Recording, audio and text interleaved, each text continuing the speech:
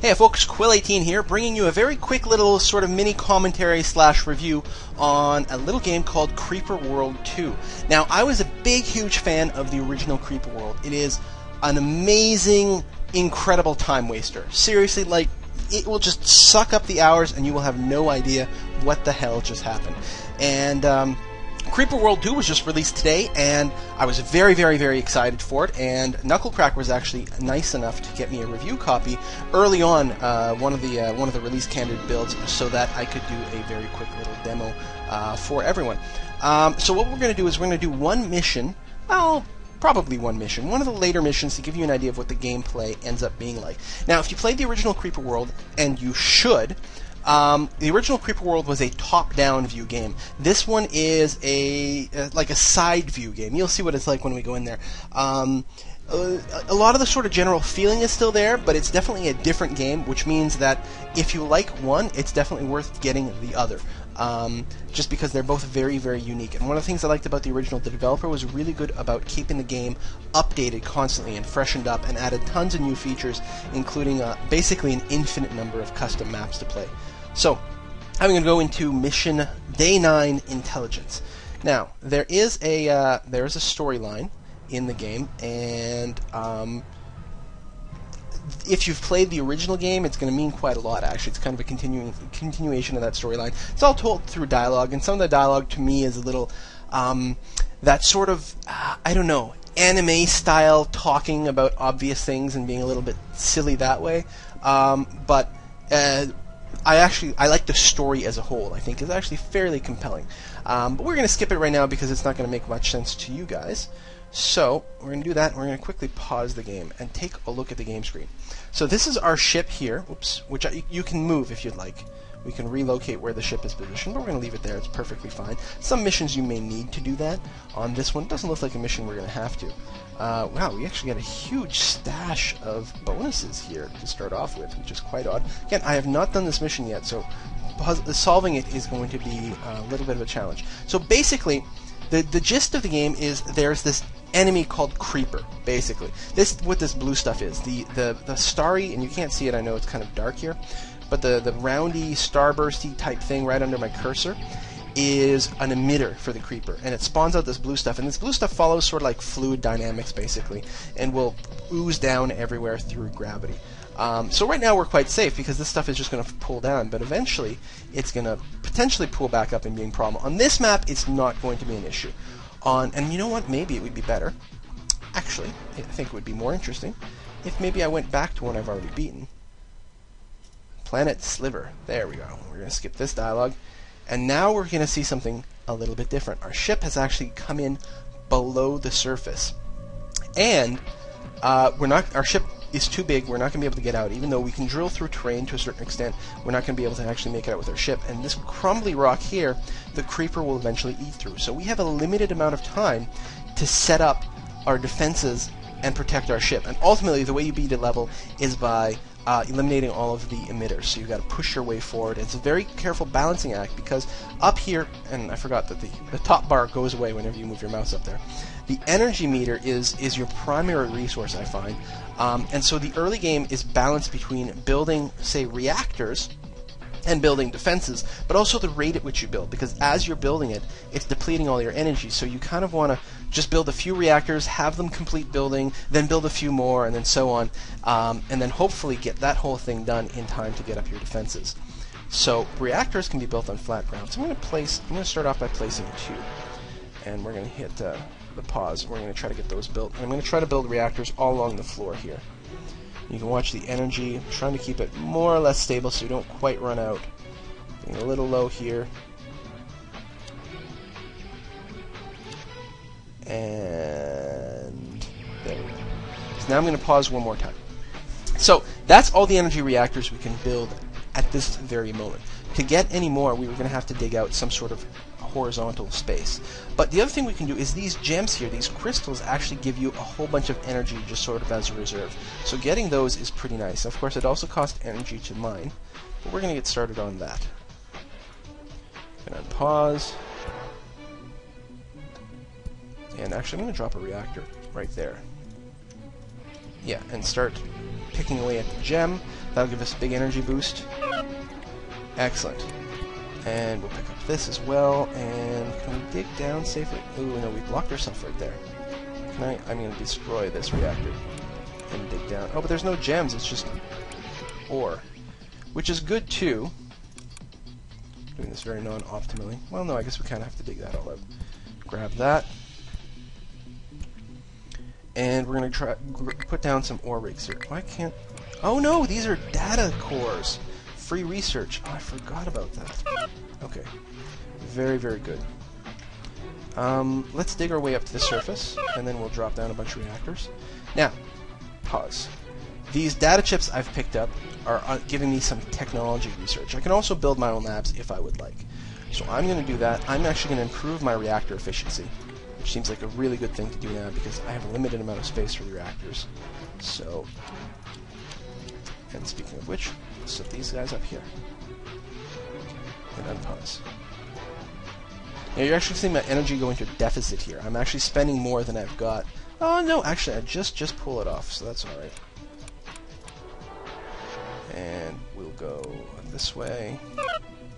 Because you do have to be very careful. If you go into a negative, then you start getting pretty annoying problems.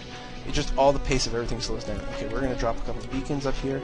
The rock is getting close to being dug through the first layer, so we're going to want to deal with that pretty soon. Oh, I still have some gem energy, so that's part of the reason I've got such a good buffer going on right now.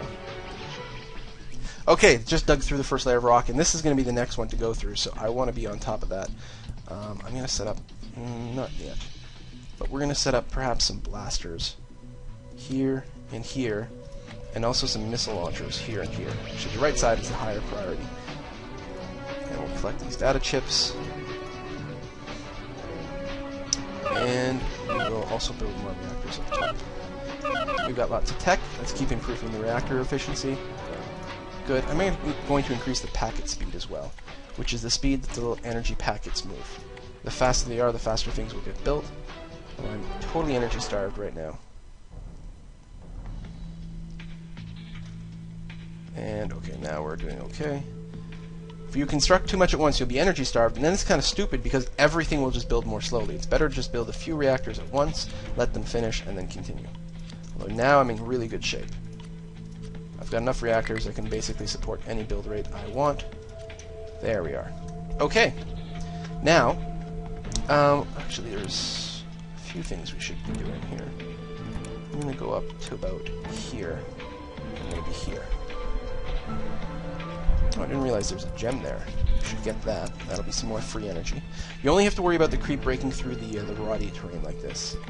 Perhaps we'll put a couple more blasters here, just as a backup in case that's not enough. And then we are going to want a beacon here and here. So the beacons light up these areas, and it means that you can transmit energy there. Without the beacons, you're limited into where you can get your energy. And we can get some more of that, which is going to give us an ore resource. There we go. The last wall just broke, but I think our blasters can handle it. And this missile launcher is very cool. It'll actually seek out the highest density of creeper before exploding. There we go. We're pushing it back.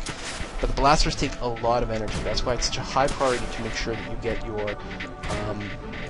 your economy up and running as quickly as possible. So we do a little bit more digging down here. Grab that. And I'm actually going to build some tech domes over here so we can get a little bit more research, which will be helpful. And we're running low on energy, but we still got the crystals, so we're going to take advantage of that. And I'm going to build some backup blasters here as well. So, because that wall is going to go at some point.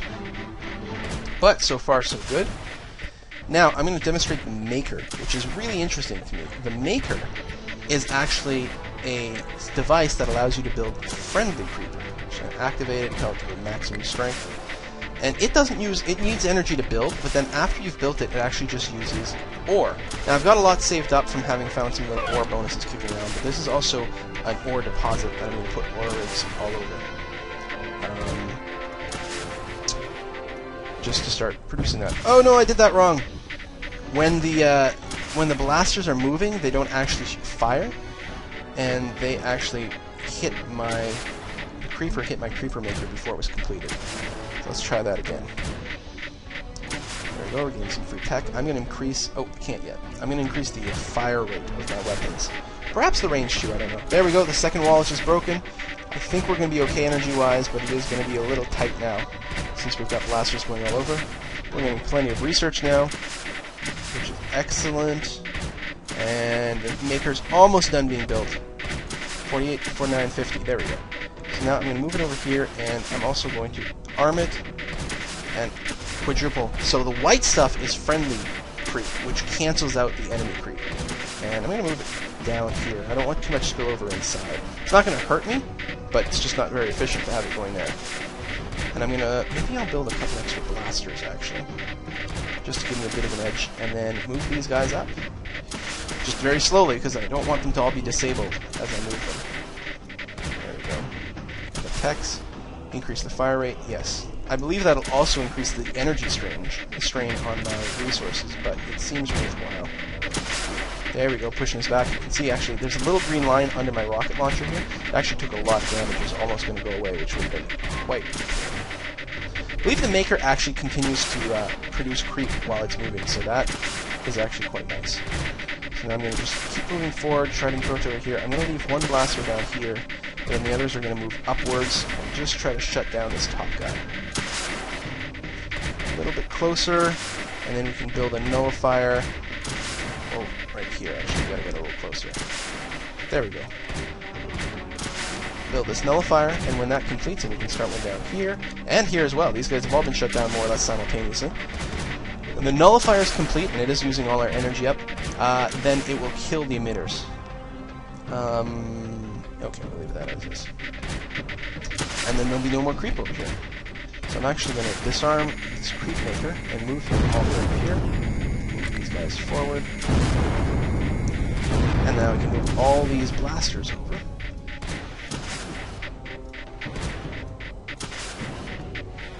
Like so.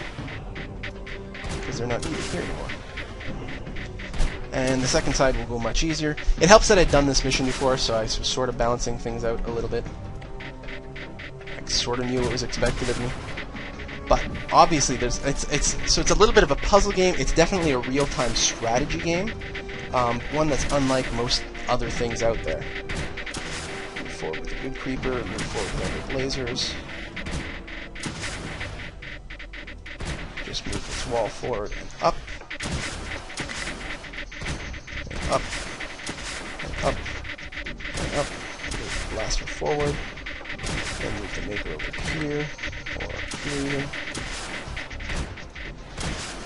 Excellent. And now, nullifier, nullifier, nullifier.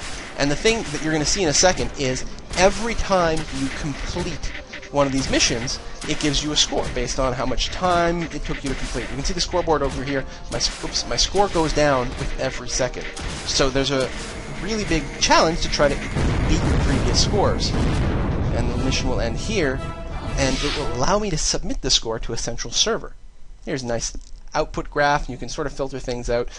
It's quite a bit more complex now because there's the good creeper coverage and the orc collected stat. This in the first game, it's quite a bit easier to understand this chart, but it can still help you analyze how to improve your overall score. And then it lets you submit it. Now, if you get this game, and I think it's a pretty good one. I especially like the first one. We're going to see if Creeper World 2 has the same addictive qualities as the first one, but I suspect that it might.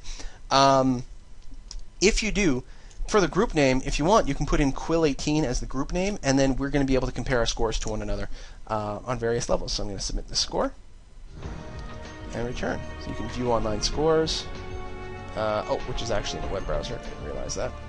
There you go. So for the different days, you can see the scoreboard start to fill up, and some people have really, really good scores. Which one's the one we just did? Oh, here, Quill18. Is it day 7 that I just did? No, day 8. Quill18. Now, there's not a whole lot of scores on here because the game was literally just released today. But some people, 1 minute, I have no idea how that's possible, but that was always a big thing with the first game too. People come up with these ridiculous builds, these crazy things, and somehow do exceptionally well. So, that's it. There's also bonus content when you're done the main game. And custom is coming soon, and I definitely believe that it does, because the first, like I said, the first Creeper World has amazing custom levels. They basically had an unlimited set of custom, like automatically computer-generated levels that were extremely challenging in some cases. Also, and I don't know if that'll be the same case in this game. What, I can X out? Oh, can I cancel out my previous score? I don't know. Once you beat it the first time, it gave you the option you could play through again. On like hard mode, where basically all the emitters generated twice as much creep, so it was that much more challenging. Anyway, that is it. That is Creeper World. Nice little indie game that you can pick up from Knucklecracker Software. Just do a quick Google for Creeper World if you can't find it, but it is knucklecracker.com. And there you have it, guys. Hope you enjoyed it.